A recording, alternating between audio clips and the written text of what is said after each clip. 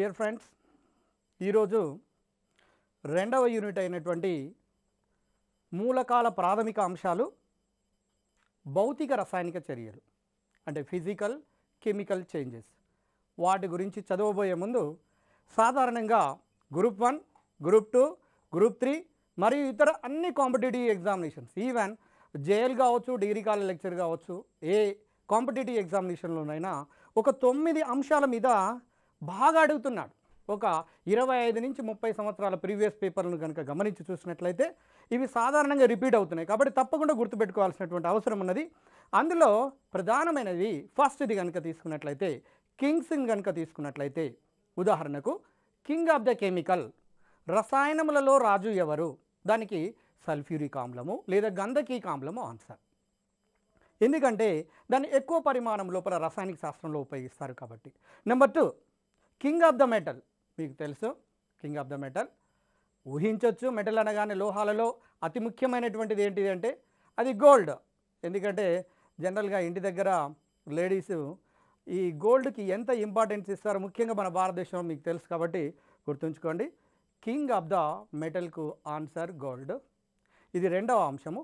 King of the element total chemistry లోపల అంటే 118 మూలకాల్లో అతి ముఖ్యమైనటువంటి మూలకం కార్బన్. ఎందుకంటే దీనికి క్యాటర్నేషన్ పవర్ ఉండటం వల్ల, క్యాటర్నేషన్ శక్తి ఉండటం వల్ల లక్షల మిలియనుల బిలియనుల సమ్మేళనాలను ఏర్పరచుకోగలిగే శక్తి ఉన్నది కాబట్టి దాన్ని కింగ్ ఆఫ్ ద ఎలిమెంట్గా తీసుకోవటం జరిగినది. కాబట్టి ఈ 3 కింగ్స్ అనగానే ఖచ్చితంగా మనకు గుర్తుకు రావాల్సినటువంటి అవసరం ఉన్నది. ఇకపోతే రెండవ అంశం ఏంటంటే మెటల్స్ దగ్గరకు రండి. మెటల్స్లో అంటే లోహాలలో ఉదాహరణకు ఫస్ట్ మీరు నెంబర్ 1 పత్రహరితాన్ని తీసుకోండి. క్లోరోఫిల్. ఇంగ్లీష్లో క్లోరోఫిల్ లేదా పత్రహరితం లోపల ఉండబడే లోహం పేరు ఏంటంటే మెగ్నీషియం. రెండవ అంశం ఏంటంటే క్లోరోఫిల్ లేదా పత్రహరితం లోపల ఉండబడే లోహం పేరు మెగ్నీషియం. రెండవ అంశము మానవ శరీరం లోపల ఉండబడే రక్తం లోపల హీమోగ్లోబిన్ ఉండటం వల్ల ఎర్రగా ఉంటుంది.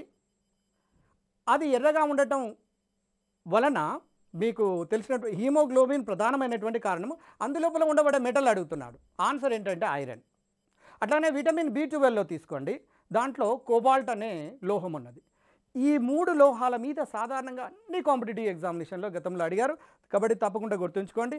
ఇకపోతే సోడాలలో 3 సోడాలు ఉన్నాయండి.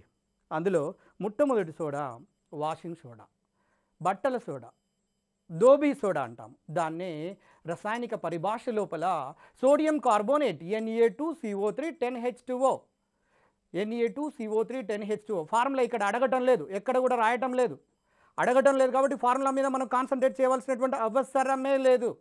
ఓన్లీ సోడియం కార్బోనేట్ అనేది గుర్తుంచుకోవడానికి ప్రయత్నం చేయండి. ఇది బట్టల సోడా. కాస్టిక్ సోడా అంటే సోడియం హైడ్రాక్సైడ్ NaOH.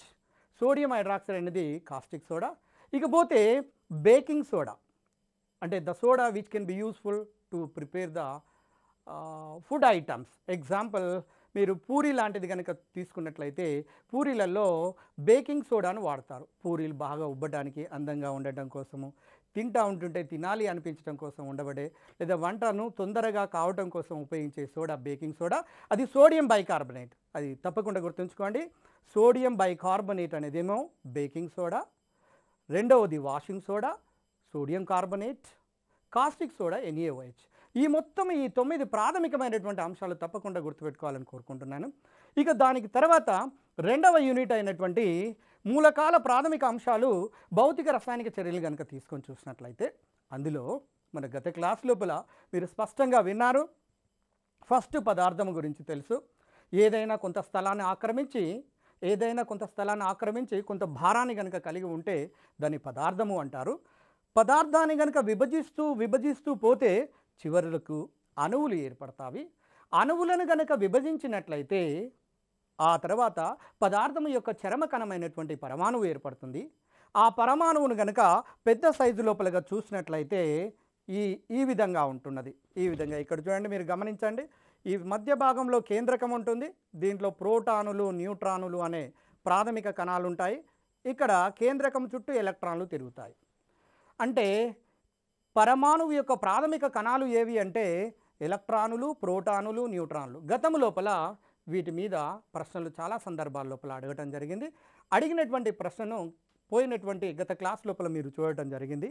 అయితే ఇక్కడ పదార్థములో అతి ముఖ్యమైనటువంటి పదాల గురించి మనం మాట్లాడుకుందాము. పరమాణువు, పరమాణువుని ఇంగ్లీష్లో యాటమ్ అంటారని, పదార్థం యొక్క చరమ కణము, అతి సూక్ష్మమైనటువంటి కణాన్ని పరమాణువు లేదా యాటము అంటారు. ఆ యాటమ్ లోపల ఉండబడే కణాలే ప్రాథమిక కణాలు లేదా మూల కణాలు అంటారు. నెక్స్ట్ పరమాణువులన్నీ కనుక కలిస్తే, దీనికి బాగా అబ్జర్వ్ చేయండి, ఈ సబ్జెక్టు కనుక వస్తేనేమో మనకు కెమిస్ట్రీ తర్వాత నువ్వు ఏవైతే చదవబోతున్నావో ఆ అంశాలు అర్థం కావడానికి అవకాశం ఉంది. లేకపోయినట్లయితే బై హార్టెడ్గా కనుక గుర్తుంచుకున్నట్లయితే తెలంగాణ టీఎస్పిఎస్సి లోపల అడుగుతున్నటువంటి కొన్ని కఠినమైనటువంటి ప్రశ్నలకు జవాబు చేయలేము అన్నటువంటిది సత్యాన్ని గమనించండి. పరమాణువులు కలిస్తే అణువు ఏర్పడుతుంది, అణువులన్నీ కలిసినట్లయితే పదార్థాలు ఏర్పడతాయి. అంటే ఇప్పుడు పరమాణువు నిర్వచనం తెలిసిన తర్వాత అణువును గమనించండి. పరమాణువుల సముదాయం వలన ఏర్పడినటువంటి దానిని అణువు అంటారు. అంటే కొన్ని పరమాణువులు కలిస్తే, ఉదాహరణకు మీరు గమనించి చూడండి, H అనేది ఒక పరమాణువు, ఇంకొక H అనేది ఇంకొక పరమాణువు, H2 ఇది అణువుగా మారుతుంది. ఇది అణువు. ఇవి పరమాణువులు, ఇవి పరమాణువులు, ఇది అణువు. అంటే పరమాణువులు అణువులుగా మారుతున్నవి.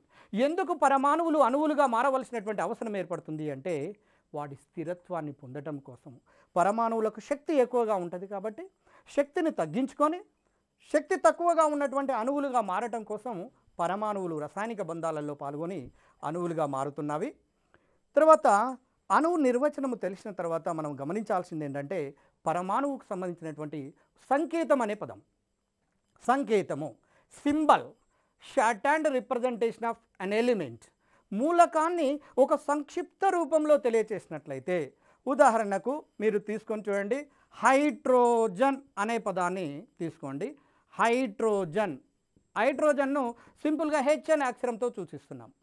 హైడ్రోజన్ను హెచ్, ఆక్సిజన్ను ఓ అనే అక్షరంతో సూచిస్తారు, కార్బన్ను సి అనే అక్షరంతో సూచిస్తున్నాం. అంటే సంక్షిప్తంగా మనము తెలియచేయడం కోసం ఉపయోగిస్తున్నాము. ఇప్పుడు తీసుకున్నటువంటి అంశం ఏంటంటే సింబల్ లేదా సంకేతము. సింబల్ అంటే ఒక మూలకాన్ని సంక్షిప్తంగా తెలియచేసినట్లయితే దాన్ని సంకేతము అంటారు. మూలకాలను సులభంగా అధ్యయనం చేయడం కోసము సంకేతాలను వాడటం జరిగినది. మొదటగా జాన్ డాల్టన్ అనే శాస్త్రవేత్త చిత్రముల ద్వారా తెలియచేసినప్పటికీ కూడా ఆ చిత్రాలు ఉపయోగపడకపోవడం వల్ల ఆ తర్వాత వచ్చినటువంటి బెర్జీలియస్ అనే శాస్త్రవేత్త ఆంగ్ల అక్షరములను బేస్ చేసుకొని మూలకాల యొక్క సంకేతాలను తెలియచేయడం జరిగినది. ఉదాహరణకు హైడ్రోజన్ అనే దాన్ని కనుక తీసుకున్నట్లయితే దాన్ని హెచ్, క్యాపిటల్ హెచ్ అనే సింబల్ ద్వారా ఒకే ఒక అక్షరము కనుక ఉంటే అది క్యాపిటల్ లెటర్లో ఉండాలి. ఆక్సిజన్ ఓ అనే క్యాపిటల్ లెటర్, నైట్రోజన్ ఎన్ అనే క్యాపిటల్ లెటర్తోని సూచిస్తుంటారు. అయితే కొన్ని సందర్భాలలో ఒకే అక్షరము కాకుండా రెండు అక్షరాలు కలిగినటువంటి సింబల్స్ కూడా ఉన్నాయి. ఉదాహరణకు కాల్షియం కనుక తీసుకొని చూడండి, కాల్షియం లోపల సిఏ చూడండి, సిఏ ఎన్నో సందర్భాల్లో దీని మీద కూడా కొన్నిసార్లు కాంపిటేటివ్ ఎగ్జామినేషన్లో క్వశ్చన్ అడిగిండు. సిఏలో మొదటి అక్షరం క్యాపిటల్ అయితే రెండవ అక్షరం స్మాల్ లెటర్, కానీ ఆప్షన్స్లో ఒక్కోసారి సి క్యాపిటల్, ఏ క్యాపిటల్ కూడా ఇస్తాడు. అప్పుడు ఇది తప్పుగా గుర్తించాలి. రెండు అక్షరాలు కలిగినటువంటి సింబల్స్ కనుక ఉంటే మొదటి అక్షరం తప్పకుండా క్యాపిటల్ లెటర్ ఉండాలి, రెండవ లెటర్ మాత్రము స్మాల్ లెటర్లో ఉండాలి. ఉదాహరణకు ఆర్గాన్ తీసుకొని చూద్దాము. ఆర్గాన్లో ఏఆర్ అంతో చూపిస్తాము. సాధారణంగా ఇప్పుడు మీరు గుర్తుంచుకోవాల్సినటువంటి 1 నుంచి 30 మూలకాల వరకు తప్పకుండా నేర్చుకోవాలండి. మీ అందరికీ తెలుసు హైడ్రోజన్ వరుసగా helium, lithium, beryllium, boron, carbon, nitrogen, oxygen, fluorine, neon. మొదటి క్లాసులో 10 వరకు గుర్తుంచుకోండి. రెండవ క్లాస్ లోపల 11 నుంచి 20 వరకు గుర్తుంచుకోండి. ఆ తర్వాత క్లాసులో మీకు చెప్తాను. మూడవ క్లాస్ లోపల 21 నుంచి 30 వరకు గుర్తుంచుకోండి. లేకపోయినట్లయితే మనము కెమిస్ట్రీ నుంచి వస్తున్నటువంటి ప్రశ్నలకు జవాబు చేయడం అనేది కష్టతరంగా మారుతున్నది. కాబట్టి డియర్ ఫ్రెండ్స్, మరొకసారి గమనించండి. 1 నుంచి 30 వరకు మూలకాలను గుర్తుంచుకోవటం, రెండవది గ్రూపు మూలకాలను కూడా గుర్తుంచుకోవాలి. గ్రూప్ మూలకాలు అంటే ఫస్ట్ ఏ గ్రూప్ మూలకాలు, సెకండ్ ఏ గ్రూప్ మూలకాలు, థర్డ్ ఏ, ఫోర్త్ ఏ, ఫిఫ్త్ ఏ, సిక్స్త్ ఏ, సెవెంత్ ఏ, అట్లనే జడవాయు మూలకాలు. అవి ఒక్కొక్క రోజు ఒక్కొక్క గ్రూపును మెల్లగా తీసుకుంటూ వెళ్ళాలి. శ్రమ పడవలసినటువంటి అవసరం లేదు. ప్రతి ఒక్కరు కెమిస్ట్రీ లోపల ఈ మధ్య కాలం లోపల భయపడుతున్నారు. చూడండి, గమనించండి, కెమిస్ట్రీ నుంచి తక్కువ ప్రశ్నలే వస్తున్నాయి కదా. దీంట్లో మనం ఏ విధంగానైతేంది మిగిలినటువంటి వాటి మీద చూస్తాను అనుకుంటే మీరు ఏ కాంపిటేటివ్ ఎగ్జామినేషన్ తీసుకొని చూసినా కూడా మీకు కనపడుతుంది. ప్రతి కాంపిటేటివ్ ఎగ్జామినేషన్లో 1-2 మార్కుల వేరియేషన్తోనే మన జాబ్ కోల్పోతున్నాం. కాబట్టి డియర్ ఫ్రెండ్స్, మీరు ఎట్టి పరిస్థితి లోపల ఏమాత్రం నెగ్లిజెంట్ చేయకుండా ఈ మన టీవీ ప్రోగ్రామ్ ద్వారా ఇస్తున్నటువంటి అంశాలను కనుక మీరు కంప్లీట్గా కాన్సన్ట్రేట్ చేసినట్లయితే డెఫినెట్గా కెమిస్ట్రీ లోపల ఉండవన్నటువంటి ప్రతి అంశానికి ఆన్సర్ చేయడానికి అవకాశం ఉంటుంది. కాబట్టి జాగ్రత్తగా ఉపయోగించుకోవాలని కోరుకుంటున్నాను. ఆ తర్వాత 2 అక్షరాలు కలిగినటువంటివి కాకుండా కొన్ని సందర్భాల్లో సోడియంకు సింబల్ ఏమిచ్చారు అంటే, మీరు ఉదాహరణకు చూడండి, NA అనే సింబల్ ఇచ్చారు. ఇక్కడ NA అనే సింబల్ ఎట్లా వచ్చింది అనేది మీకు డౌట్ వచ్చేస్తుంది. NA సోడియం అనే సింబల్. సల్ఫర్కు S ఇచ్చారు. ఓకే, అంటే సల్ఫర్ అనేది ఎస్తో ప్రారంభమవుతుంది కాబట్టి ఎస్ ఇచ్చారు. మరి సోడియం కూడా ఎస్తోనే ప్రారంభమవుతుంది కదా. అలాంటప్పుడు మరి సోడియం కూడా ఎస్ ఇచ్చినట్లయితే ఏది సోడియమో ఏది సల్ఫరో కన్ఫ్యూజన్ వచ్చే అవకాశం ఉన్నది. కాబట్టి లాటిన్ భాషను బేస్ చేసుకొని కొన్ని మూలకాల యొక్క సంకేతాలను ఇవ్వటం జరిగింది. ఉదాహరణకు సోడియం నేట్రియం అంటారు లాటిన్ భాషలో నేట్రియం. పొటాషియంను కేతో సూచిస్తారు, లాటిన్ భాషలో కాలియం అంటారు, కాలియం. కాబట్టి కేతోను చూపిస్తాము. అట్లానే సిల్వర్ను అర్జెంటం అంటే AG.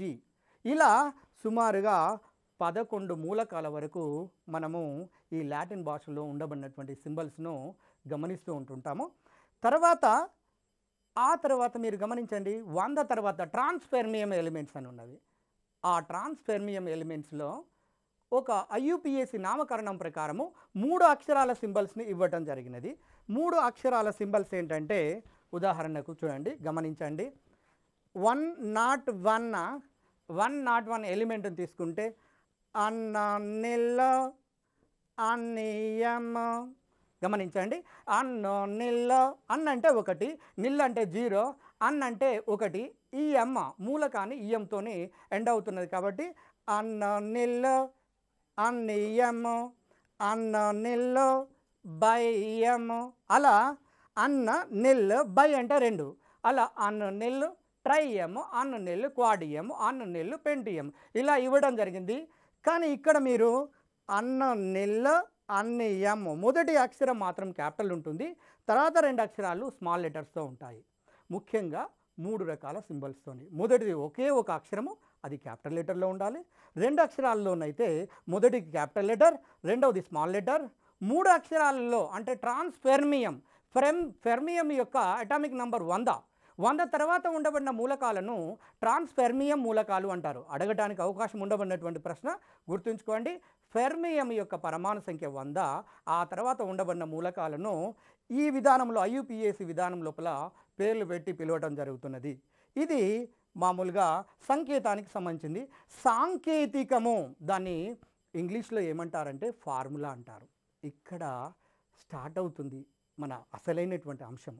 సింబల్ ఓకే, ఫార్ములా ఒక సమ్మేళనాన్ని సంక్షిప్తంగా గనక తెలియచేసినట్లయితే దానిని ఫార్ములా అంటారు.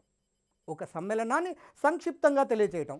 ఉదాహరణకు మీరు గమనించండి, నీరు అనేదాన్ని తీసుకుందాం. నీరు అనేది గత క్లాస్లో మీరు చూడటం జరిగింది, H2Oతోనే చూపిస్తారు. ఇది ఒక సమ్మేళనాన్ని సంక్షిప్తంగా చూపిస్తున్నాం వేడి సాయంతో, సంకేతాల సహాయంతో. కాబట్టి దీనిని మనము సమ్మేళనాన్ని సంక్షిప్తంగా చూపించినట్లయితే దీన్ని ఫార్ములా అంటారు. గత DSCలలో కూడా ఒకసారి అడిగాడు, ప్రీవియస్ కాంపిటేటివ్ గ్రూప్లలో కూడా అడిగారు. హైడ్రోజన్ మోనోఆక్సైడును నీరు అంటారు. ఇది రసాయనిక నామం, నీటి యొక్క రసాయనిక నామం, దాని ఫార్ములా.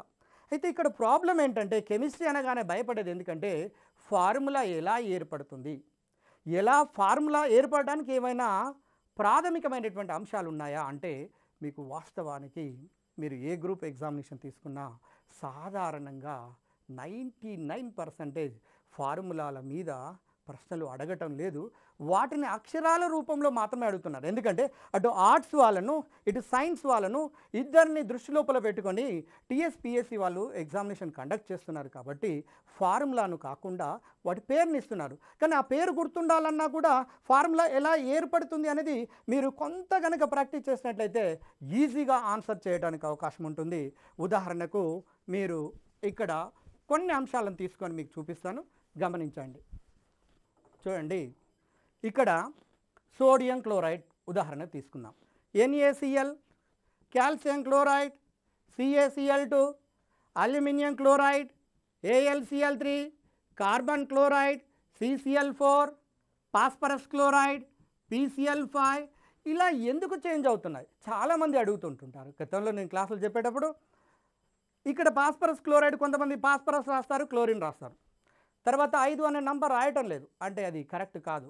కారణం ఏంటి, ఎట్లా వస్తున్నావి అని తెలుసుకోవాలి అంటే మనము గుర్తుంచుకోవాల్సినటువంటి ఏంటంటే ఇంకొక క్లాస్ లోపల మీరు గుర్తుంచుకోండి, గ్రూప్ ఎలిమెంట్స్, దాని సీక్రెట్ ఏంటంటే గ్రూప్ ఎలిమెంట్స్ గుర్తుండాలి. గ్రూప్ ఎలిమెంట్స్ కనుక గుర్తుంచుకోకుండా ఫార్ములాను తెలుసుకోవడం అనేది అసాధ్యమైనటువంటి పని. అక్షరాలు తెలవకుండా తెలుగు న్యూస్ పేపర్ను చదివినట్టుగా ఉంటుంది. కాబట్టి గుర్తుపెట్టుకోండి. ఇప్పుడు సోడియం అనేది ఫస్ట్ గ్రూపు సంబంధించింది. ఫస్ట్ గ్రూపు సంబంధించిన దాని మీద ఫార్ములాను రాసేటప్పుడు ప్లస్ ఛార్జ్ రాయండి. ఎందుకంటే ఒక ఎలక్ట్రాన్ను కోల్పోయి స్థిరత్వాన్ని పొందుతుంది కాబట్టి +1. 2 ఎలక్ట్రాన్లు కోల్పోతే +2, 3 ఎలక్ట్రాన్లు కోల్పోతే +3, అలా రాస్తూ పోతాము. క్లోరైడ్ అంటే జనరల్గా ఐడ్ అనే సఫిక్స్ ఎప్పుడు వస్తుందంటే ఆయాన్ మీద నెగిటివ్ ఛార్జ్ ఉన్నప్పుడు వస్తుంది. ఈ 2 ఛార్జీలు కనుక ఒకే విధంగా ఉంటే డైరెక్ట్ ఫార్ములా ఏర్పడుతుంది NaCl. అంటే ధనావేశం కలిగినటువంటి ఆయాన్ను ముందుగా రాసి ఆ తర్వాత రుణావేశం కలిగినటువంటి దాన్ని కనుక రాసినట్లయితే మనం ఫార్ములాని ఈజీగా రాసేయచ్చు. కాల్షియం క్లోరైడ్ చూడండి, ఇప్పుడు మీకే అర్థమవుతుంది ఫార్ములా ఎలా ఏర్పడుతుందో. ఇప్పుడు దీని మీద ఉండబడినటువంటి వ్యాలెన్సీలు, దీని వ్యాలెన్సీ 2, దీని వ్యాలెన్సీ 1, దీని మీద ఛార్జెస్ వదిలిపెట్టేసేయండి, నంబర్లను తీసుకోండి, వాటిని తారుమారు చేసి రాయండి. దీని యొక్క వ్యాలెన్సీ దీని కింద, దీని యొక్క వ్యాలెన్స్ దీని కింద రాసినట్లయితే CaCl2 అనే ఫార్ములా ఏర్పడుతుంది. అంటే ఈ విధంగా వ్యాలెన్సీలు తారుమారు కావటం వల్ల ఫార్ములాలో తేడా అనేది కనపడుతున్నది. మీరు లక్షల ఫార్ములాలను రాయటానికి క్రిస్ క్రాస్ పద్ధతి అనే ఒక పద్ధతిని ఉపయోగిస్తారు. ఈ పద్ధతిలో 3 అంశాలు గుర్తుపెట్టుకోవాలి. మొదటి అంశము ధనావేశం కలిగినటువంటి కాటయాన్ను రాయాలి, తర్వాత రుణావేశం కలిగినటువంటి ఆనయాన్ను రాయాలి. రెండవ అంశంలో వాటి వేలెన్సీలను గుర్తించాలి. వాటి వేలెన్సీ ఇక్కడ 2, దీని వేలెన్సీ 1. మూడవ స్టెప్ లోపల ఈ వ్యాలెన్సీలను తారుమారు చేస్తూ కాల్షియం వ్యాలెన్సీను క్లోరిన్ కిందికి, క్లోరిన్ యొక్క వ్యాలెన్సీను కాల్షియం కిందికి రాసినట్లయితే మీకు ఫార్ములా ఏర్పడుతుంది. ఈ విధంగా అనేక రకాల వేల లక్షల ఫార్ములాలను రాయడానికి అవకాశం ఉంటుంది. అది మీరు తర్వాత గ్రూప్స్ సంబంధించినటువంటి వాటి దగ్గర ఇంకా కొంచెం డీటెయిల్గా చూస్తాము. కాబట్టి ఈ పద్ధతిని బేస్ చేసుకొని ప్రయత్నం చేయండి, మీకు చాలా బాగా ఉపయోగపడుతుంది. ఇప్పటి వరకు తెలిసినటువంటి అంశాలు పరమాణువు అంటే ఏంటి, అణువు అంటే ఏంటి, అణు ఫార్ములా అంటే ఏంటి, తర్వాత సంకేతము అంటే ఏంటి అనేవి మనకు తెలిసినవి. ఆ తర్వాత ఇంకొక ప్రాథమిక అంశం ఉన్నది. ఆ ప్రాథమిక అంశం ఏంటంటే అణు ఫార్ములాను కనుక తీసుకొని చూడండి. ఉదాహరణకు హైడ్రోజన్ అణువును తీసుకుంటే H2, ఆక్సిజన్ అణువును తీసుకుంటే O2, నైట్రోజన్ అణువును తీసుకుంటే N2, Cl2 అణువును తీసుకుంటే Cl2, అంటే ఓజోన్ను తీసుకున్నట్లయితే O3గా రాస్తాము. దీంట్లో ఒక పదం మనకు తెలిసి ఉండాలి, పరమాణుకత. దీని మీద ఎంట్రన్స్లలో పరీక్షల్లో అడుగుతున్నాడు. పరమాణుకత, number of the atoms present in a molecule. అణువు లోపల ఉండబడే పరమాణువుల సంఖ్యను తెలియజేస్తుంది. ఉదాహరణకు H2 అణువు లోపల 2 పరమాణువులు ఉన్నాయి, హైడ్రోజన్ పరమాణువులు. కాబట్టి దీని పరమాణుకత 2, ఆక్సిజన్లో 2, నైట్రోజన్లో కూడా 2, క్లోరిన్లో 2, ఓజోన్లో 3, ఫాస్ఫరస్లో తీసుకున్నట్లయితే 4 వచ్చేస్తున్నది, సల్ఫర్లో చూసినట్లయితే 8. గతంలో ఈ ఏరియా లోపల ఓజోన్ సంబంధించిన ఫాస్ఫరస్ సల్ఫర్ల దగ్గర ప్రశ్నలు ప్రీవియస్లో అడిగారు. కాబట్టి ఈ పరమాణుకత మీద కూడా మనం తెలుసుకుంచుకోవాల్సినటువంటి అవసరం ఉన్నది. సింపుల్గా మరొకసారి గుర్తుపెట్టుకోండి, అణువు లోపల ఉండబడే పరమాణువుల సంఖ్యనే పరమాణుకత అంటారు. ఇక్కడ అణు ఫార్ములాలు ఇవి. అంటే అణు ఫార్ములాలు ఎలా ఏర్పడుతున్నాయి అంటే సజాతీయ మూలక పరమాణువులు కలిసి అణువులు ఏర్పడుతున్నాయి. ఉదాహరణకు H+H gives rise to H2, O plus O gives rise to O2, N plus N gives rise to N2, Cl plus Cl gives rise to Cl2. ఈ విధంగా అణువులు అనేవి ఏర్పడుతున్నవి. అణువులు ఏర్పడవలసినటువంటి అవసరం ఏర్పడి కారణం ఏంటంటే అవి స్థిరత్వం పొందడం కోసం ఆ విధంగా ఏర్పడుతుంటాయి. కాబట్టి ఇప్పుడు మనకి ఈ అంశం తెలిసిన తర్వాత మీరు సింబల్స్లలో ఇంకో కొన్ని అంశాలు కూడా తెలిసి ఉండాలి. గ్రహాలను బేస్ చేసుకొని కొన్ని సింబల్స్ని ఇవ్వటం జరిగింది.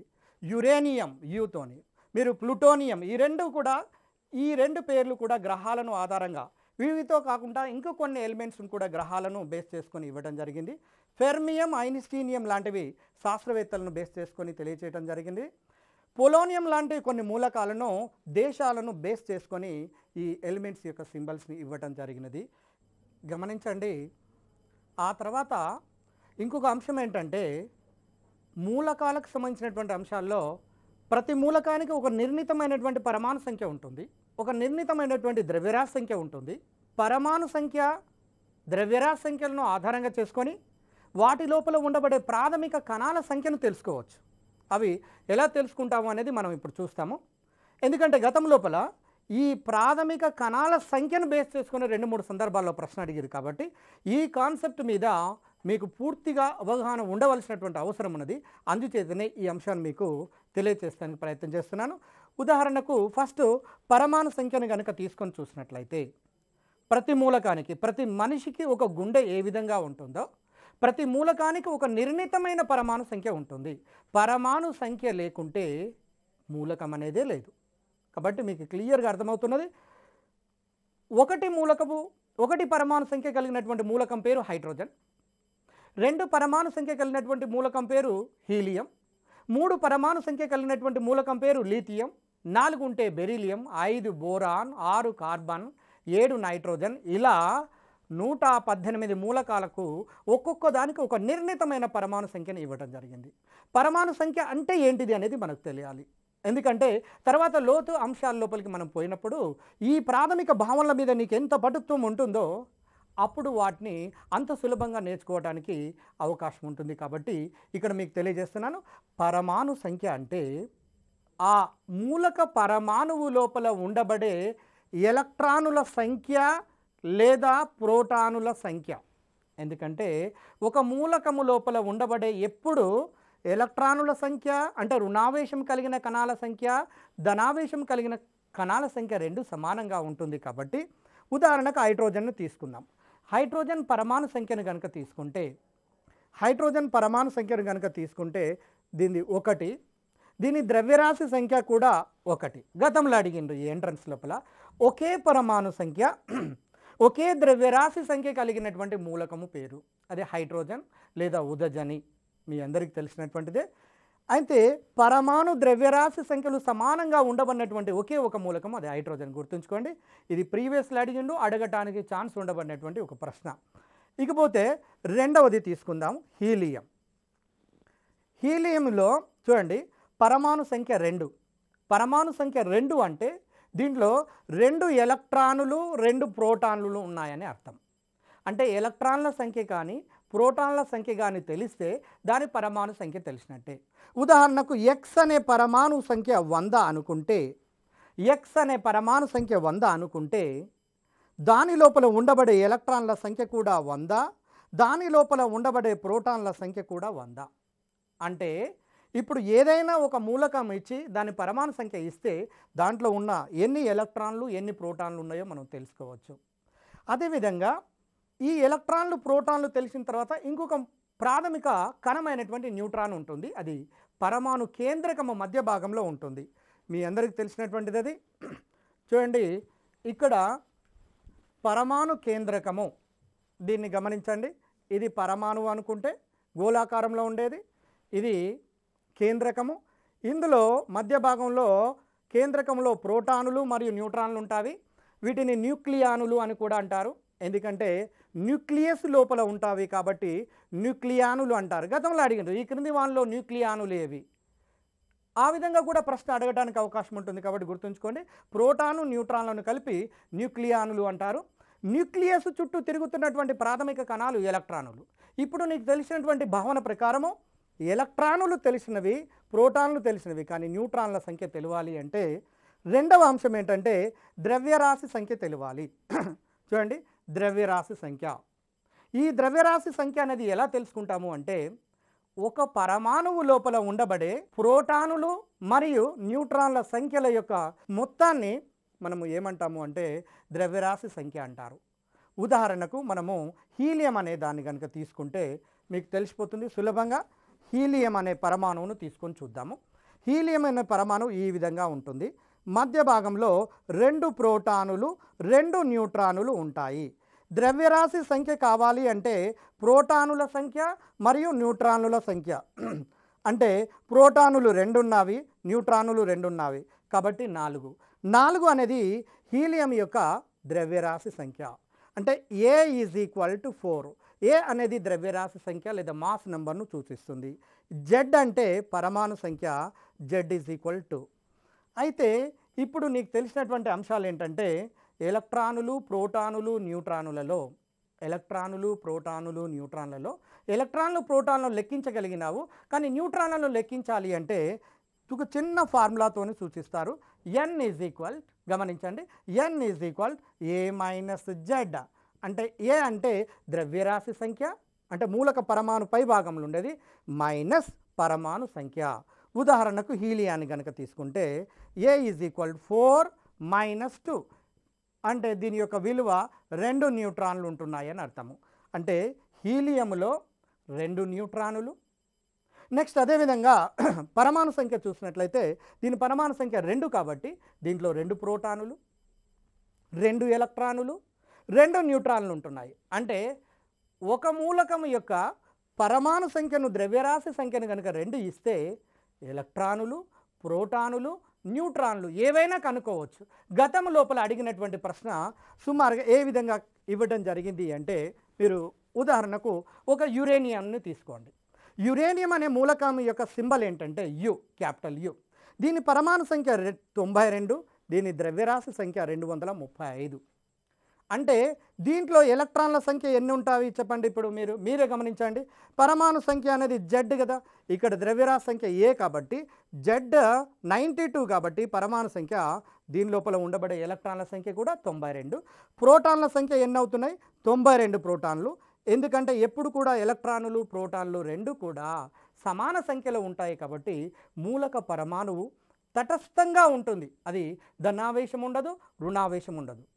నెక్స్ట్ ఆ తర్వాత న్యూట్రాన్ల సంఖ్యను కావాలంటే A - Z అంటే పై నంబర్ మైనస్ కింది నంబర్ను వేస్తే 235 - 92 అంటే యురేనియం లోపల మీరు క్యాలిక్యులేట్ చేయండి 143 న్యూట్రాన్లు వస్తున్నాయి. ఆ విధంగా ఏ మూలకమైన ఇవ్వనియండి, దాంట్లో ఉండబడే ఎలక్ట్రాన్, ప్రోటాన్, న్యూట్రాన్ల సంఖ్యను మనం తెలుసుకోవడానికి అవకాశం ఉంటుంది. తర్వాత ఈ అంశం తెలిసిన తర్వాత భౌతిక రసాయనిక చర్యలను తీసుకొని చూద్దాం. భౌతిక రసాయనిక చర్యలు అనేవి ముఖ్యంగా కెమిస్ట్రీ ప్రపంచం లోపల అందరికీ తెలియాల్సినటువంటి అంశాలు. ఇక్కడ మీరు చూడండి, ఎంత పెద్ద చర్య ఇచ్చినా ఆర్ట్స్ బ్యాక్గ్రౌండ్ MA ఎకనామిక్స్ చేయనియండి, సివిక్స్ చేయనియండి, లేకపోతే ఏ సబ్జెక్ట్ అయినా చేయనియండి, డైరెక్ట్గా ఆన్సర్ చెప్పే విధానాన్ని మీరు ఈజీగా తెలుసుకోవచ్చు.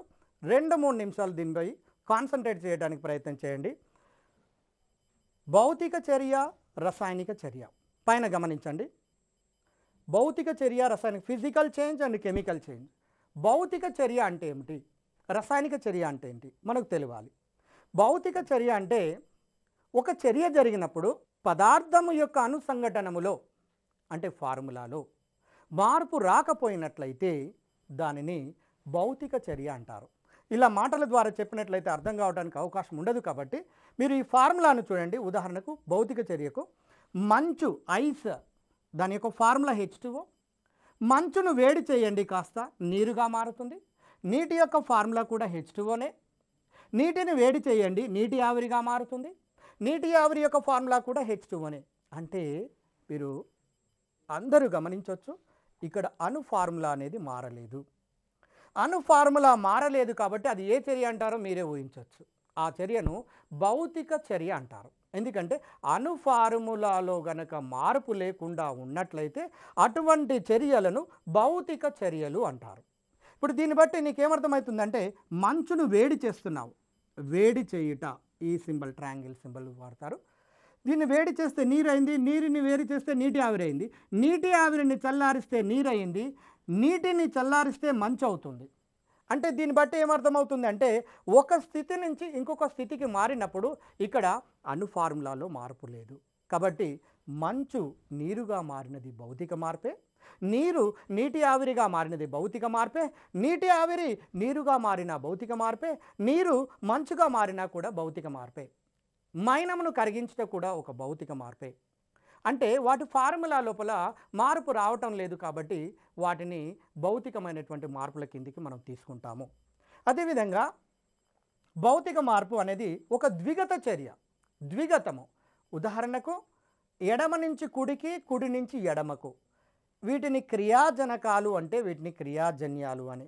అంటే ఉదాహరణకు ఇక్కడ గమనించండి, A + B double gives C + D అంటే వీటిని క్రియాజనకాలు అంటారు, క్రియాజనకాలు.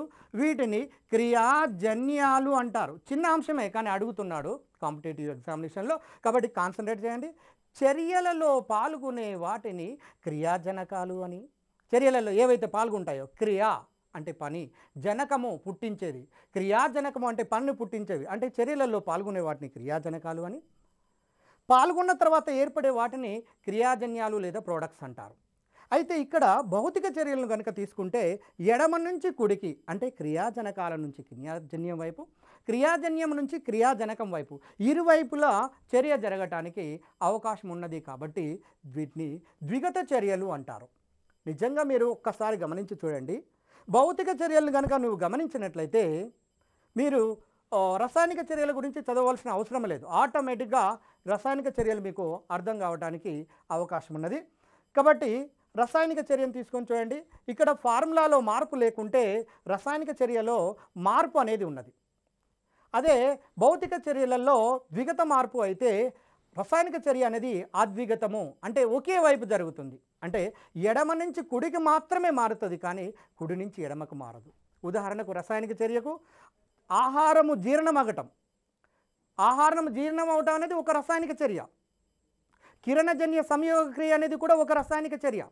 ఎందుకంటే కిరణజన్య సంయోగ క్రియ లోపల ఏ క్రియాజనకాలు అయితే పాల్గొంటున్నాయో క్రియాజన్యాలుగా మారిన తర్వాత మళ్ళీ తిరిగి వెనకకు రాలేవు. ఉదాహరణకు పేపర్ని తీసుకోండి, చిన్న ఎగ్జాంపుల్ మనకు అర్థం కావాలంటే ద బెస్ట్ ఎగ్జాంపుల్, మీరు ఒక చిన్న వైట్ పేపర్ను తీసుకోండి, దాన్ని కాలబెట్టండి. కాలబెట్టినటువంటి పేపర్ను తిరిగి నువ్వు పేపర్ను పొందగలిగితే భౌతిక చర్య. ఎట్టి పరిస్థితి లోపల పేపర్ను కాలబెట్టిన తర్వాత తిరిగి వెనకకు పొందలేము కాబట్టి పేపర్ను కాలబెట్టుట అనేది రసాయనిక చర్య. అదేవిధంగా మీరు రెండవ సిగరెట్ తాగుట, ఐసీసీ సిలబస్ లోపల ఇచ్చారు. సిగరెట్ తాగటం, బీడీలను తాగటం కూడా అంటే అవి ఒక్కసారి కాలిపోయిన తర్వాత తిరిగి పునరావృతము చెందవు కాబట్టి వాటినన్నిటి కూడా రసాయనిక చర్యల కిందకి తీసుకుంటారు. మీరు బోర్డు మీద ఒక్కసారి గమనించండి, ఇది రసాయనిక చర్యనా కాదా మీరే వెంటనే చెప్పవచ్చు. H2+Cl2 చిన్నగా ఆలోచించండి, పెద్దగా భయపడవలసిన అవసరం లేదు. కెమిస్ట్రీ లోపల లాజిక్ దొరికించుకోండి, ఆ మ్యాజిక్ కనుక దొరికిపోయినట్లయితే అతి సులభంగా మీరు ఈ గ్రూప్ 2 ఎగ్జామినేషన్ లోపల ఉండబడిన ప్రతి క్వశ్చన్కు ఆన్సర్ చేయడానికి అవకాశం ఉంటుంది. H2+Cl2 will gives rise to 2HCl. అంటే ఇక్కడ ఉండబడింది H2Cl2లు ఉంటే ఇక్కడ HCl అనేది కొత్తది ఏర్పడింది. కాబట్టి కొత్తది ఏర్పడ్డది కాబట్టి ఇది ఏ చర్యనో మీరు గుర్తుపట్టవచ్చు. ఇది భౌతిక చర్యనా రసాయనిక చర్యనా మీరే చెప్పండి. నేను అనుకుంటాను అందరూ మీరు గుర్తుపట్టవచ్చు, ఇది ఒక రసాయనిక చర్య. ఎందుకంటే ఇక్కడ ఉన్నట్టుగా ఇక్కడ ఉంటే అది భౌతిక చర్య, కానీ ఇక్కడ ఉన్నటువంటివి ఇక్కడ లేదు, కొత్తగా ఫార్ములా కనపడుతుంది కాబట్టి ఇది రసాయనిక చర్య. ఎంత పెద్ద చర్యనన్నా రాయనియండి, బోర్డు నిండా రాయనియండి, ఎడమ వైపు ఏదైతే ఉంటాయో కుడివైపు కూడా అదే విధంగా ఉంటే అటువంటి చర్యలను భౌతిక చర్యలు అంటారు. కానీ ఇక్కడ ఆ విధంగా లేదు కాబట్టి ఇది రసాయనిక చర్య. ఉదాహరణకు రసాయనిక చర్యలకు ఉదాహరణ తీసుకున్నట్లయితే ఇప్పుడే మనం తీసుకున్నాము, ఆహారం జీర్ణం కావటం కావచ్చు, రెండవది పేపర్ను మండించడం కావచ్చు, మూడవది హైడ్రోజన్ క్లోరైడ్ ఏర్పడుట, నాలుగవది కిరణజన్య సంయోగక్రియ, ఐదవది మీరు దీన్ని చూడండి నైట్రిక్ ఆక్సైడ్ ఏర్పడుట, N2+O2 gives rise to 2NO. ఈ రెండింటిని కనుక చర్యను అందిస్తే నైట్రిక్ ఆక్సైడ్ అనే పదార్థం ఏర్పడింది. ఇక్కడ ఇక్కడ ఉండబడిన ఫార్ములాలు వేరు కాబట్టి ఇది ఒక రసాయనిక చర్య. కాబట్టి మీరు ఎక్కడ కూడా ఏమీ బాధపడవలసిన అవసరం లేదు. ఫార్ములా మారిందా మారలేదా అనేది గమనించండి. దాన్ని ఆధారంగా చేసుకొని భౌతిక రసాయనిక చర్యలను చాలా సులభంగా గుర్తించడానికి అవకాశం ఉంటుంది. ఉదాహరణకు పెట్రోల్ను తీసుకోండి. పెట్రోల్ను తీసుకున్నట్లయితే ఫ్యూయల్ను మండిస్తున్నాము. మండించినట్లయితే దహనము చెంది అంటే ఆక్సీకరణము చెంది మనకు శక్తినిస్తూ బండి నడుపుతూ చివరికి CO లాంటి విషవాయువులను లేదా కాలుష్యానికి కారణమైనటువంటి వాయువులను బయటికి వెదజల్లుతూ కొత్త పదార్థాలుగా మారుతుంది. అంటే పెట్రోల్ మండటం అనేది కూడా ఒక రసాయనిక చర్య. డీజిల్ మండటము దహనము చెందటం అనేది కూడా ఒక రసాయనిక చర్య. కాబట్టి ఇక్కడ భౌతిక రసాయనిక చర్యల దగ్గర ఎటువంటి ప్రాబ్లము మనం పడవలసినటువంటి లేదా సమస్యను తెచ్చుకోవాల్సిన అవసరం లేదు. ఏ చర్యనిచ్చినా కూడా సులభంగా ఆలోచించి మనము ఈజీగా ఆన్సర్ చేయడానికి అవకాశం ఉంటుంది. ముఖ్యంగా దీన్ని బేస్ చేసుకొని చూడండి. ఎందుకంటే గతంలో ఈ ఏరియా లోపల ఎక్కువగా ప్రశ్నలు అడుగుతున్నారు కాబట్టి వాటి గురించి తెలుసుకోవాల్సినటువంటి అవసరము ఎంతైనా ఉన్నది. అయితే భౌతిక చర్యలలోనేమో కొత్త పదార్థం ఏర్పడట్లేదు, అదే రసాయనిక చర్యలలోనైతే కొత్త పదార్థం ఏర్పడుతున్నది. కాబట్టి ఈ ఫండమెంటల్స్ డిఫరెన్స్ని కనుక మనము గుర్తుపెట్టుకున్నట్లయితే భౌతిక రసాయనిక చర్యలను అతి సులభంగా దాని మీద క్వశ్చన్ కనుక వచ్చినట్లయితే మనము చేయడానికి అవకాశం ఉంది. ఉదాహరణకు ప్రశ్న అడుగుతున్నాడు, ఈ క్రింది వాణిలో రసాయనిక చర్య కానిది ఏది? It's a negative question. ఈ క్రింది వాణిలో రసాయనిక చర్య కానిది ఏది? ఏ పేపర్ను మండించుట. బాగా ఆలోచించండి. రసాయనిక చర్య కానిది ఇది నెగటివ్ క్వశ్చన్. అంటే రసాయనిక చర్య కానిది ఏది అంటే భౌతిక చర్య అడుగుతున్నాడు. భౌతిక చర్య పేపర్ను మండించుట. బి పెట్రోల్ను దహనం చెందించుట. సి ఆహారంను జీర్ణమగుట. నాలుగవది ఉదాహరణకు తీసుకున్నట్లయితే మైనమును కరిగించుట. అందులో పై మూడు చర్యలు కూడా రసాయనిక చర్యలు అయితే నాలుగవది ఏంటంటే మైనము కరిగించుట అనేది ఏ చర్య అవుతుంది అంటే భౌతిక చర్య అవుతుంది. అయితే గతంలో అడిగినటువంటి ప్రశ్నలు ఇంకో కొన్ని గమనించండి. భౌతిక చర్యల్లో ఉత్పతనం అనే ఒక పదం మీద చాలాసార్లు అడిగాడు. ఉత్పతనము అంటే ఏంటి? ఉత్పతనమును ఇంగ్లీష్లో సబ్లిమేషన్ అంటారు. సబ్లిమేషన్ అంటే ఉదాహరణకు ఏదైనా ఒక పదార్థాన్ని ఘన పదార్థాన్ని తీసుకుంటే దాన్ని వేడి చేస్తే లేదా ఒక దగ్గర నిల్వ ఉంచినట్లయితే అది వాయు పదార్థంగా మారుతుంది. ఘనము నుంచి ద్రవముకు చేరకుండా నేరుగా వాయువుగా మారటాన్ని ఉత్పతనము అంటారు. దీన్ని ఉత్పతనము. చాలాసార్లు దీని మీద ప్రశ్నలు అడిగారు. ఘనము నుంచి నేరుగా వాయువుగా, ఏదైనా సరే ఘనము ద్రవంగా మారాల్సిందే, ద్రవము వాయువుగా మారాల్సిందే, వాయువు ద్రవంగా మారి ద్రవము ఘనంగా మారాలి. కానీ ఇక్కడ ఉన్నటువంటి ఒక ప్రత్యేకమైనటువంటి లక్షణం వల్ల ప్రత్యేకంగా ముఖ్యంగా గుర్తుంచుకోండి. ఇప్పుడు నేను చెప్పబోయే ఈ 4 ఎగ్జాంపుల్ కూడా గతం లోపల అడిగినటువంటి ప్రశ్నలే. Number 1 camphor. చూడండి, క్యాంఫర్ అనేది మన ఇంట్లో హారతి కర్పూరం అంటాము, వెలిగిస్తుంటుంది చూడండి. క్యాంఫర్ అనే దాన్ని మీరు ఒకటి తీసుకోండి. రెండోది అమ్మోనియం క్లోరైడ్. చూడండి, అమ్మోనియం క్లోరైడ్. మూడవది మూత్రశాలల లోపల లేదా బీరువాల లోపల బట్టలను శుభ్రత కోసం లేదా కీటకాలు రాకుండా ఉంచడం కోసము నాఫ్తలిన్ ఉండలను ఉపయోగిస్తాము. నాఫ్తలిన్. చూడండి, క్యాంఫర్ ఒకటి, అమ్మోనియం క్లోరైడ్ 2, నాఫ్తలిన్ ఒకే ఒక మూలకం ఉన్నది ఆవర్తన పట్టికలో, ముఖ్యంగా అయోడిన్ అనే మూలకము. ఇది చూడండి, అయోడిన్. దీని యొక్క అణు ఫార్ములా I2తోని తెలియచేస్తాము. I2. ఈ 4 పదార్థాలు గతము లోపల మీరు ప్రీవియస్ క్వశ్చన్స్ని కనుక అబ్జర్వ్ చేస్తే సాధారణంగా ఏదో ఒక దగ్గర అడగటం జరిగినది. కాబట్టి మీరు గుర్తుంచుకోండి, camphor, ammonium chloride, naphthalene, iodine. Naphthalene యొక్క స్ట్రక్చర్ ఈ విధంగా ఉంటుంది. 2 బెంజిన్ రింగుల యొక్క కలయిక. కానీ ఇలాంటి స్ట్రక్చరు పరీక్షలలో అడగడానికి అవకాశమే లేదు. కాబట్టి దాని గురించి పట్టించుకోవాల్సిన అవసరం లేదు. కానీ వీటిని గుర్తుంచుకోవాల్సినటువంటి అవసరం ఉన్నది. Camphor, ammonium chloride, naphthalene, iodine. అంటే అన్ని ఉత్పతన చర్యలన్నీ కూడా, ప్రతి ఉత్పతన చర్య కూడా మీకు ఏం తెలుస్తుంది అంటే ఒక భౌతిక చర్య అనే విషయం తెలుస్తుంది. ఉదాహరణకు అయోడిన్ను వేడి చేయండి. అయోడిన్ను ఘనము లోపల ఉండబడినటువంటి అయోడిన్ను వేడి చేస్తే ఇది వాయు రూపం లోపలికి మారుతుంది. వాయు రూపం లోపల కూడా I2 నుంచి I2గానే ఉంటుంది. నో చేంజ్ ఆఫ్ ఫార్ములా, అంటే దీని యొక్క అణు ఫార్ములా లోపల మార్పు లేదు కాబట్టి ఇది భౌతిక చర్య. అన్ని ఉత్పతన చర్యలన్నీ కూడా భౌతిక చర్యలు అనే విషయము మనకు అర్థమైనది. ఇంకొకటి చూడండి, బాగా అడుగుతున్నటువంటి ఇంకొక ప్రశ్న ఏంటంటే, చూడండి మీరు చిన్న నిత్య జీవితంలో ఉన్నటువంటి ఒక ఎగ్జాంపుల్ తీసుకుందాం. యాపిల్ పండు తీసుకోండి. గతంలో అడిగినటువంటి ప్రశ్ననే, అది ఎక్కడితో కాదు. యాపిల్ పండుని కట్ చేయండి. కట్ చేసి ఒక్క నిమిషం లేదా 2 నిమిషాల కాలం బయట ఉంచండి. ఉంచినట్లయితే మీకు వెంటనే అర్థమవుతుంది, తెల్లటి రంగు లోపల ఉండబడిన యాపిల్ ఎర్రటి రంగు లోపల ఉండబడినటువంటి పదార్థంగా మారుతుంది. అంటే ఒక్కసారి తెలుపు నుంచి ఎరుపుగా మారిన తర్వాత ఆ ఎరుపు రంగు ఉండబడినటువంటి తెల్లటి యాపిల్గా మనం మార్చగలమా? మీరే ఆలోచించండి, మీకు తెలిసిపోతుంది అది భౌతిక చర్యనా రసాయనిక చర్యనా అనేది. సింపుల్గా అర్థం చేసుకోవచ్చు. ఒక్కసారి పూర్తిగా రంగు లోపల మార్పు వచ్చేసి మళ్ళీ బ్యాక్ రావటం లేదు కాబట్టి అది ఒక రసాయనిక చర్య. ఎందుకు అలా మారుతుంది అని విశ్లేషణాత్మకమైనటువంటి ప్రశ్నలు ఇటీవల కాలం లోపల కాంపిటేటివ్ ఎగ్జామినేషన్లు అడుగుతున్నారు. కాబట్టి మనం తీసుకున్నటువంటి పండ్లను కూడా అబ్జర్వ్ చేయవలసినటువంటి అవసరం ఉన్నది. పండ్ల లోపల ఎలాంటి చక్కెరలు ఉన్నవి అనేది కూడా అబ్జర్వ్ చేయవలసినటువంటి అవసరం ఉన్నది. ఎందుకంటే గతంలో అడుగుతున్నటువంటి ప్రశ్నలు ఆ విధంగా ఉన్నాయి. ఫ్రూట్ షుగర్ ఏది, ఫ్రక్టోస్ లాంటిది. కానీ మనం ప్రస్తుతం ఈ టాపిక్లో ఏంటంటే భౌతిక రసాయనిక చర్య గురించి మనం మాట్లాడుతున్నాం కాబట్టి ఇది భౌతిక చర్యనా రసాయనిక చర్యనా అంటే యాపిల్ పండు తెల్లటి దాన్ని ఎర్రగా మారిన తర్వాత ఎరుపు నుంచి తెలుపుగా మారటం లేదు కాబట్టి ఇది ఒక రసాయనిక చర్య. కారణం ఏంటంటే దాని లోపల ఉండబడిన ఐరన్ అంటే ఇనుము అనే మూలకము గాలి లోపల ఉండబడినటువంటి ఆక్సిజన్తో చర్యల్లో పాల్గొని ఫెర్రిక్ ఆక్సైడ్ లేదా ఐరన్ ఆక్సైడ్గా మారుతుంది. కాబట్టి ఐరన్ ఆక్సైడ్ ఎర్రగా ఉంటుంది కాబట్టి అది ఒక రసాయనిక చర్యగా మనం భావించవచ్చు. ఇంకొకటి ద వెల్ నోన్ ఎగ్జాంపుల్, 100 సార్లు పరీక్షలు అడిగినటువంటిది, నీకు కొత్తగా చెప్పేది కాదు. కానీ ప్రశ్న ఎలాంటి ప్రశ్న ఏ విధంగా అడుగుతున్నాడో గమనించండి. ఉదాహరణకు ఇనుము అనేది తీసుకున్నట్లయితే ఇనుము త్రుప్పు పట్టింది. త్రుప్పు పట్టినట్లయితే త్రుప్పు పట్టినటువంటి దాన్ని మళ్ళీ తిరిగి యథాస్థితి లోపలికి అదే ఇనుమును పొందగలుగుతామంటే పొందలేం. దాన్ని బట్టి మీకు ఏమర్థమవుతుంది అంటే అది ఒక రసాయనిక చర్య. ఈ రసాయనిక చర్య మీద బ్రహ్మాండమైనటువంటి క్వశ్చన్ టీఎస్పీఎస్సీ వాళ్ళు రేపు అడగడానికి అవకాశం ఉంది.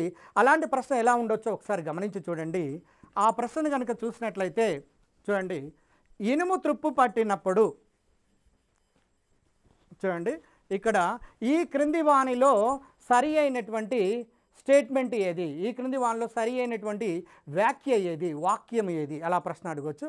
ఉదాహరణకు ఇనుము త్రుప్పు పట్టినప్పుడు అంటే రస్ట్ ఫామ్ అయినప్పుడు ఏమవుతుందంటే బరువు పెరుగుతూ ఉంటుంది. స్టేట్మెంట్స్ ఇలా ఇస్తున్నాడు, బరువు పెరుగుతూ ఉంటుంది. ఇనుము త్రుప్పు పట్టుట అనేది ఒక రసాయనిక మార్పు. చూడండి, ఇనుము త్రుప్పు పట్టుట అనేది ఒక రసాయనిక మార్పు. ఇనుము త్రుప్పు పట్టినప్పుడు దాని లోపల ఏర్పడుతున్నటువంటి పదార్థం Fe2O3 ఫెర్రిక్ ఆక్సైడ్ లాంటిది ఏర్పడుతున్నది. నెక్స్ట్ ఇంకొక స్టేట్మెంట్, ఇనుము త్రుప్పు పట్టుట అనున్నది ఒక ఇనుము త్రుప్పు పట్టుట అన్నది ఒక భౌతిక మార్పు అని ఇచ్చి దీంట్లో ఈ క్రింది వాణిలో సరి అయినటువంటి వ్యాఖ్య కానిది ఏది, ఇనుము త్రుప్పు పట్టుటకు సంబంధించినటువంటిది అన్నప్పుడు బరువు పెరగటం, ఐరన్ అనేది ఐరన్ ఆక్సైడ్గా మారింది కాబట్టి బరువు పెరుగుతుంది. నెంబర్ 2, ఫార్ములాలో చేంజ్ వచ్చేసింది కాబట్టి ఇది ఒక రసాయనిక మార్పే. ఓకే, దీంట్లో అంతిమంగా ఏర్పడేది ఫెరిక్ ఆక్సైడ్ ఏర్పడుతుంది కాబట్టి ఇది కూడా సరైనటువంటిదే. ఇక ఇనుము రస్ట్ లేదా త్రుప్పు పట్టడం అనేది భౌతిక మార్పు కాదు కాబట్టి ఇక్కడ అడిగిన ప్రశ్న ఏంటంటే ఈ క్రింది వాణిలో సరి అయినటువంటి వ్యాఖ్య కానిది త్రుప్పు పట్టడానికి సంబంధించినటువంటి అంశంలో అన్నప్పుడు దానికి ఆన్సర్ ఏమవుతుందంటే 4వ స్టేట్మెంట్ అవుతుంది, భౌతిక మార్పు. లేదా ఈ క్రింది వాణిలో రసాయనిక మార్పులకు సంబంధించినటువంటి అని కూడా ఇంకొక రకంగా ప్రశ్నలు అడగడానికి అవకాశం ఉన్నది.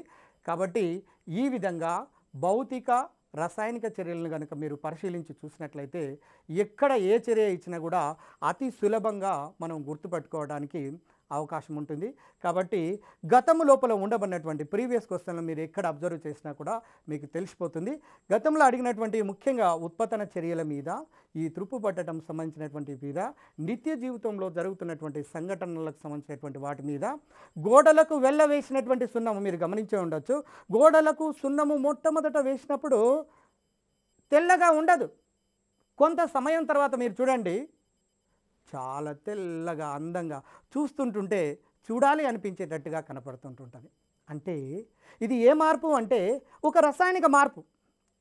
ఇక్కడ రసాయనిక మార్పు జరుగుతున్నది కాబట్టి తెల్లగా మారుతుంది. మొట్టమొదట మసకగా ఉండబడినటువంటిది తెల్లగా మారుతుంది. కారణం ఏంటంటే అక్కడ కాల్షియం ఆక్సైడ్ అనేది అక్కడ నీటితో చర్యనొందినప్పుడు కాల్షియం హైడ్రాక్సైడ్గా ఉండి, కాల్షియం హైడ్రాక్సైడ్ అనేది వాతావరణం లోపల ఉండబడిన CO2తో చర్యనొంది కాల్షియం కార్బోనేట్, తెల్లటి కాల్షియం కార్బోనేట్ ఏర్పడుతుంది. కాబట్టి కొంత సమయం తర్వాత ఎప్పుడైతే CO2 వాయువు ఆ సున్నానికి కాల్షియం హైడ్రాక్సైడ్కి తాకుతుందో కెమికల్ రియాక్షన్ జరిగి నూతనమైనటువంటి కాల్షియం కార్బోనేట్ అనే ఒక తెల్లటి పదార్థాన్ని ఏర్పాటు చేస్తుంది. కాబట్టి ఆ గోడలను చూసినట్లయితే మీకు తెల్లగా కనపడతాయి.